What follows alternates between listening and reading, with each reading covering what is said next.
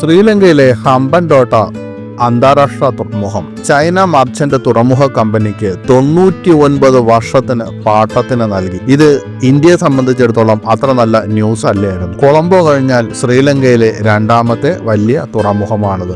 India ചില പ്രതിഷേധ ശബ്ദങ്ങൾ പുറപ്പെടുവിച്ചെങ്കിലും ശ്രീലങ്ക അത് ചൈനയ്ക്ക് കൊടുക്കുകയായിരുന്നു. ഇത് ശ്രീലങ്കയും ഇന്ത്യയും തമ്മിലുള്ള ബന്ധത്തെ ബാധിച്ചിട്ടുണ്ട്. എന്നാൽ വീണ്ടും ശ്രീലങ്കയും ഇന്ത്യയും തമ്മിലുള്ള ബന്ധം അല്പം മെച്ചപ്പെട്ടിട്ടുണ്ട് എന്നും പറയാം. ഇതിലൂടെ ശ്രീലങ്കയിൽ ചൈനീസ് കപ്പലുകൾ അടുക്കുകയും ഇന്ത്യക്കെതിരെയുള്ള ചില നീക്കങ്ങൾക്ക് ആ തുറമുഖത്തെ ഉപയോഗിക്കുകയും ചെയ്യുമെന്നായിരുന്നു ഇന്ത്യയുടെ വാദം.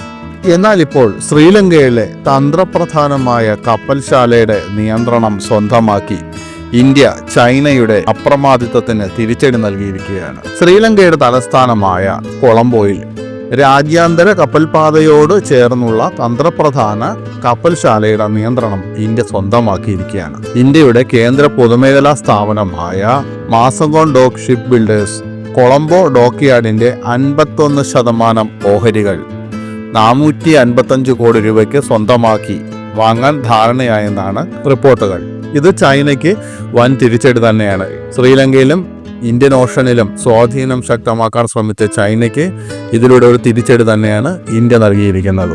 മാസഗോൺ ഡോക്ക് ഈ ഓഹരികൾ വിലയ്ക്ക് വാങ്ങിയിരിക്കുന്നത് ജാപ്പനീസ് കമ്പനിയായ ഒനോമിച്ചി ഡോക്ക്യാർഡിൽ നിന്നാണ്. ശ്രീലങ്ക ആ കപ്പൽശാലയെ സാമ്പത്തികമായി കരകയറ്റാൻ ജപ്പാന്റെ സഹായം തേടിയെങ്കിലും ഫലമുണ്ടായില്ല. തുടർന്ന് ഇന്ത്യയെ സമീപിക്കുകയും ഓഹരികൾ വാങ്ങാൻ മാസഗോണുമായി ധാരണയാവുകയും ചെയ്തു. ഇതിലൂടെ കപ്പൽശാലയെ ദക്ഷിണേഷ്യയിലെ ഏറ്റവും പ്രധാന കപ്പൽ നിർമ്മാണ അറ്റകുറ്റ പണിശാലയാക്കി മാറ്റാനാകുമെന്ന് ശ്രീലങ്ക പ്രതീക്ഷിക്കുന്നു. ഇതിന്റെ ഏറ്റവും പ്രധാനപ്പെട്ട കാര്യം രാജ്യാന്തര കപ്പൽ പാതയോട് ചേർന്നാണ് കൊളംബോ ഡോക്ക്യാർഡിന്റെ സ്ഥാനം.